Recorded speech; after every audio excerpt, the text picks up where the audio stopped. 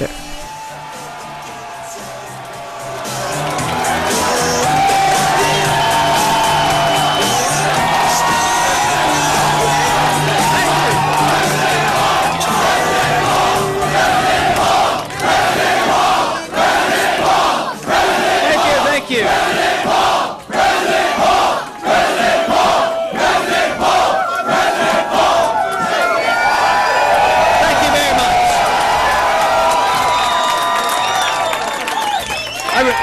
I really don't have to introduce my wife. I think you know my wife, Carol.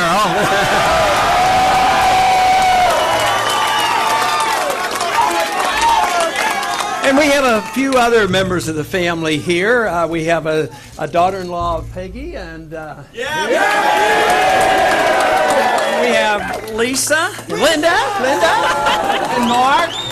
And, you know, we have another member of the family, but he's also on the staff. But I think technically in the family, he's a grandson-in-law. That's Jesse Benton.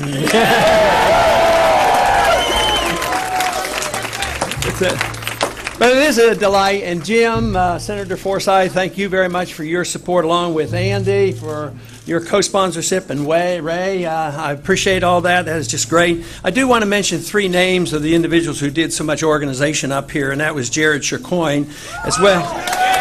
Jared, I don't know if he's here. He's probably still making phone calls or something. and Bob Goodman, he did a tremendous amount of work here. And Jordan Brown, he was fantastic. But there was one other acknowledgement I wanted to make. I wanted to thank the union leader for not endorsing me.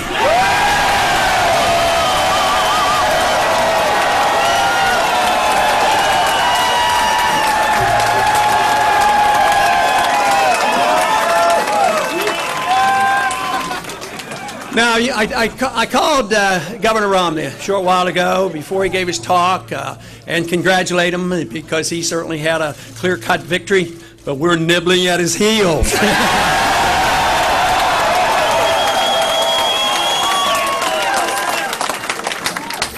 But there was another victory tonight. He had a victory, but we have had a victory for the cause of liberty tonight.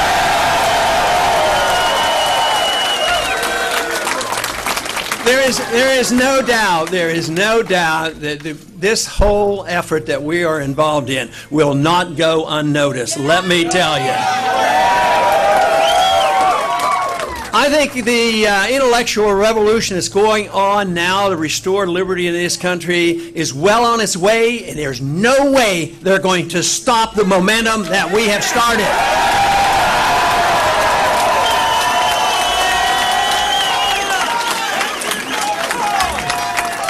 And that is the victory that you have brought about, because you have been the ones that have done the works. There's a lot of people here, but the ones across the countries, the donors, and the excitement on the campuses, it's just unbelievable. We don't always get the coverage or the shown on what is going on, because if they did, they wouldn't be ignoring so much of what we're doing. But you know, I find it sort of fascinating when they finally get around, and this is different people, it could be in the media, it could be our opponents or whatever, but I sort of have to chuckle when they describe you and me as being dangerous.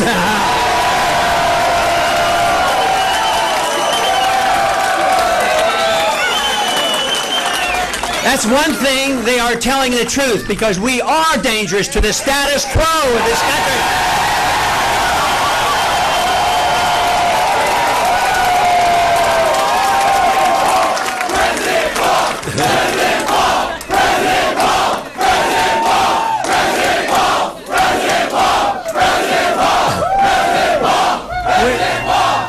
And we will remain a danger to the Federal Reserve System as well. Yes. And the Fed, right, and the Fed.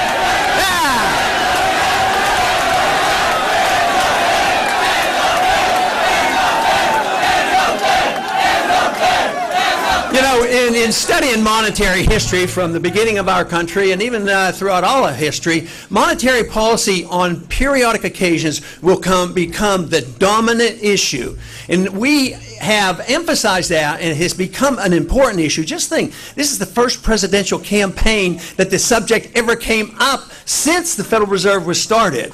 So we are now, because of what is happening, it will remain a dominant issue. There's no way they're going to put it to bed because they have destroyed our money. It's worldwide. There's a financial crisis going on, and it's only sound money and personal liberty that can solve the crisis that we have today.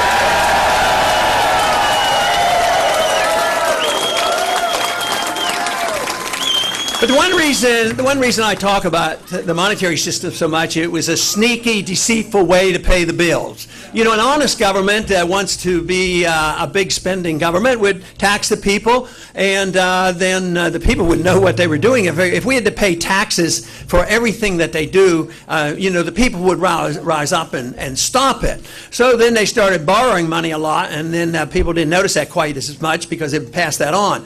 But then they resorted to the printing of the money, and that is why the Federal Reserve was established, to take care of the powerful interests, the military-industrial complex, the banking system, and deficit financing. And there's a couple reasons they have deficit financing. Sometimes there are conservatives that want deficit financing, and sometimes there are liberals who want deficit financing. And they have resorted to this, and of course this is why we are facing this crisis today. But it also serves those interests who like to think that we have this responsibility. They claim it's a moral responsibility to take our young people, put them into the military, and send them hither and yon around the world, policing the world and using up the money.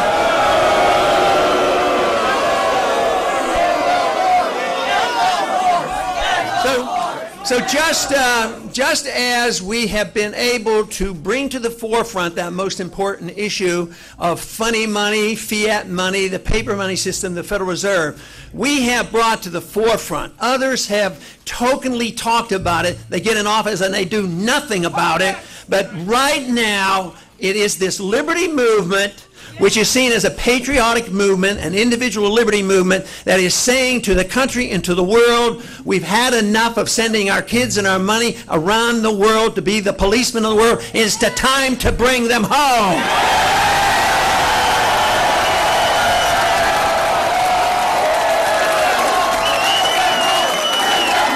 Bring them home.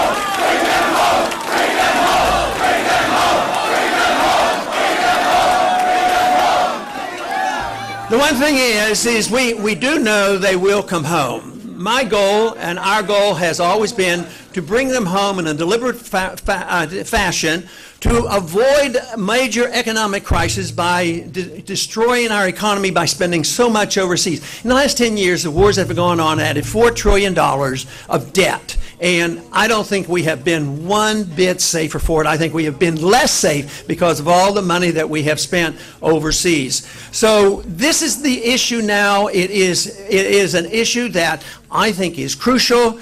Jim mentioned in the introduction that, you know, so often they say that if we tell people that we think we should spend less in the military, they say, oh, that means you want to cut defense. No, if you cut the military-industrial complex, you cut war profiteering, but you don't take 1 penny out of national defense.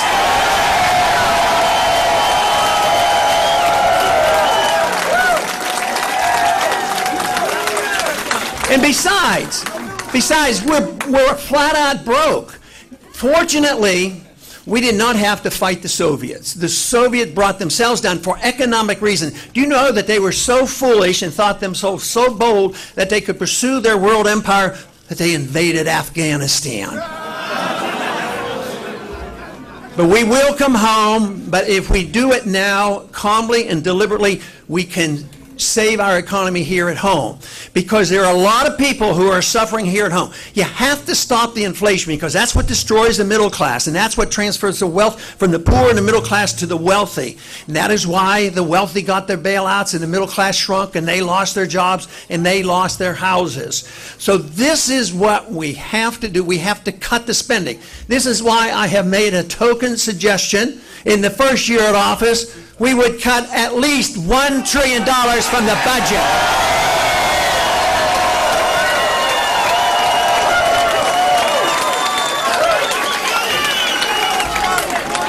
Now, the one thing that the talk you hear in Washington is pure talk, because there is nobody suggesting, the other candidates are not talking about real cuts. They're talking about cutting proposed increases out in 10 years. They say, oh, we'll cut $1 trillion. Yeah, $1 trillion over a 10-year period, which is $100 billion every year.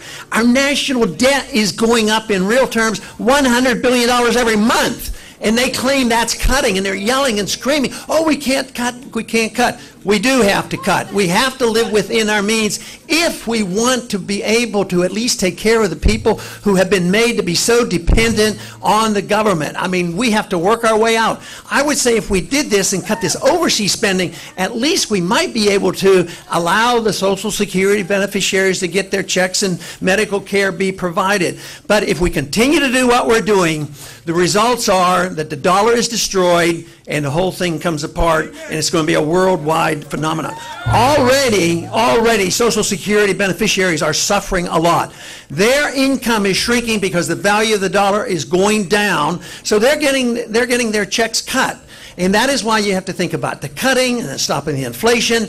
But overall, you have to ask, once again, as our founders did, what should the role of government be in a free society?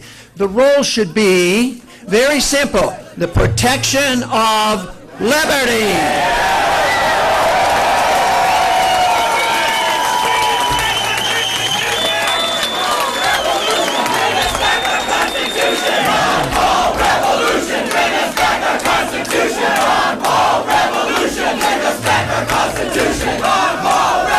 Wonderful, wonderful. You know, the Constitution was written for a very precise manner. It was not designed to restrain the individual, not to restrain you. It was to protect your liberties and to restrain the federal government. But liberty has to be re-emphasized, because we have been careless over the last 100 years. We have taken liberty and chopped it up into pieces. Some people think liberty has to do with personal habits, which I agree. Other people think liberty is how to spend your money, and they defend that part, and then they fight about when to do what. I think what we need to do is make this emphasis that liberty means you have a right to your life and your privacy and the way you want to live your life, as long as you don't hurt people, and you have a right to keep and spend your money as you want to.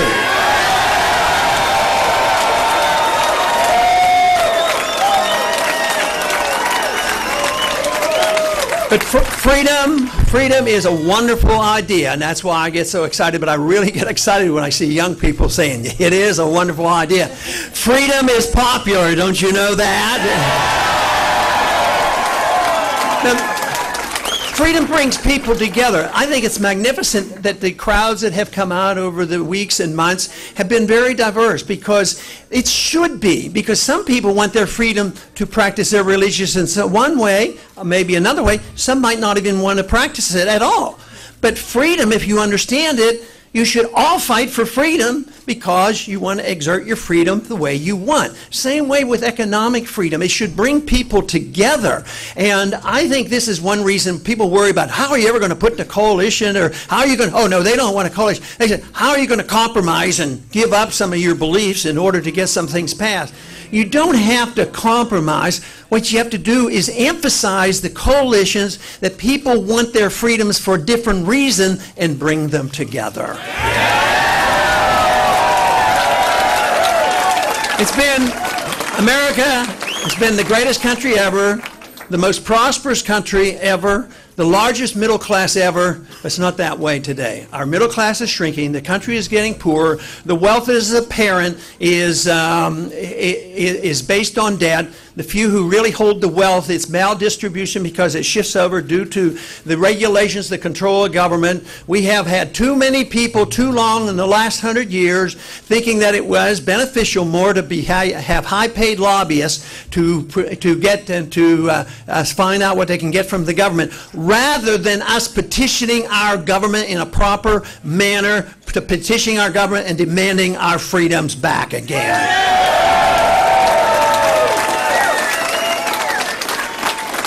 Now, a lot of times they give us trouble, and they say, freedom, you people are just too selfish. All you want to do is have your freedom, you know, and they argue that that is the case. But the thing of it is, the people, the bleeding hearts, and I understand them, and I recognize them, and I believe most of them are well intended. But it doesn't work is the problem. All that good intentions of saying, we're going to give everybody a free house and no loans, and then they can borrow against, you know, the equity. And look what happened. It was a bubble, it burst, and they lost their houses. So the humanitarian instincts are there across the board. What we have to convince them, if you're a true humanitarian, you have to fight and argue the case for free markets, sound money, property rights, contract rights, no use of force, and a sensible foreign policy so we don't waste our resources.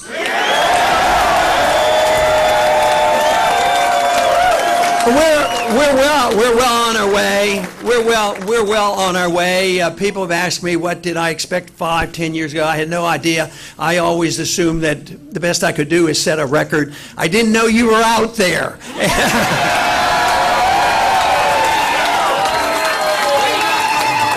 But it's no longer that irate, tireless minority that is stirring up the troops. Now that irate minority, and so tireless as you have been, it's growing by leaps and bounds. It's going to continue to grow by leaps and bounds, and we will restore freedom to this country. Thank you very much.